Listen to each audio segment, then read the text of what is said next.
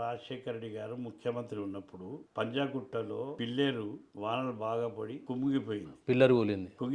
కుంగిపోయి దాని స్లాబ్ పడిపోయింది. నలుగురు చనిపోయారు. ఫ్లైఓవర్ ఫ్లైఓవర్స్ లో ఒక భాగమే కిందికి పడిపోయింది. కార్ల మహారాష్ట్ర వాళ్ళు బాంబోయిలు చనిపోయారు. ఇక్కడ తెలంగాణ వాళ్ళకు కూడా దెబ్బలు తాకినాయి. కానీ ఆనాడు ఎవరు కూడా టీఆర్ఎస్ పార్టీ వాళ్ళు అంత ధర్నా చేయలే, గడబడి చేయలే, ఏం చేయలేదు. అది ఇంజనీర్ చేసినటువంటి తప్పు. అంటే ఆ లోతులో ఎంతవరకు అయితే గట్టి భూమి ఉందో అది తెలుసుకోవాలి. అది కుంగిపోయింది. అటు కాళేశ్వరంలో కూడా ఆ తప్పే కుంగిపోయడానికి కారణం కేసీఆర్ హరీష్ రావు వాళ్ళ మీద వేస్తే బాగుండదు. ఇవాళ వాస్తవంగా కూడా ఇన్ని వేల కోట్ల ధాన్యం ఇవాళ తెలంగాణ పడుతుంది.